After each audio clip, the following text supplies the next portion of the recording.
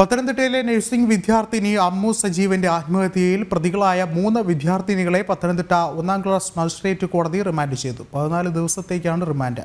പ്രതികളെ Kottarakkara special sub ജയിലിലേക്ക് മാറ്റി.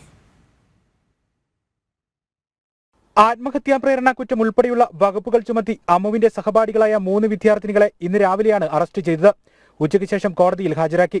പ്രതികൾക്ക് ജാമ്യം നൽകിയാൽ തെളിവുകൾ നശിപ്പിക്കാൻ സാധ്യതയുണ്ടെന്ന് പോലീസ് കോടതിയെ അറിയിച്ചു.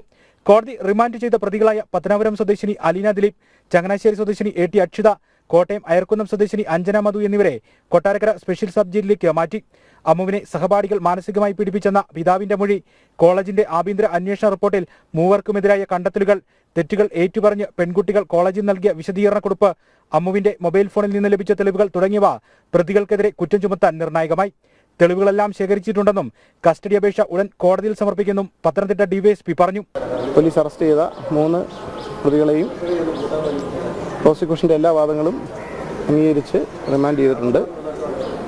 അതിൻ്റെ അന്വേഷണാവസ്ഥയിലിരിക്കുന്ന കേസായതുകൊണ്ട് കൂടുതലായിട്ട് ഒന്നും തന്നെ ഇപ്പോൾ വെളിപ്പെടുത്താൻ കഴിയില്ല. കൃത്യമായ അന്വേഷണം അതിനനുസരിച്ചുള്ള കാര്യങ്ങൾ ബാക്കി ചെയ്യുന്നതാണ്. പ്രതികളെ കോടതിയിൽ ഹാജരാക്കി തിരികെ കൊണ്ടുപോകും വഴി AVP പ്രവർത്തകർ പ്രതിഷേധവുമായി എത്തി. സംഭവത്തിൽ കാര്യക്ഷമമായ അന്വേഷണം ആവശ്യപ്പെട്ട് തിങ്കളാഴ്ച പത്തനംതിട്ട ജില്ലയിൽ AVP വിദ്യാഭ്യാസ ബന്ദിന് ആഹ്വാനം ചെയ്തിട്ടുണ്ട്.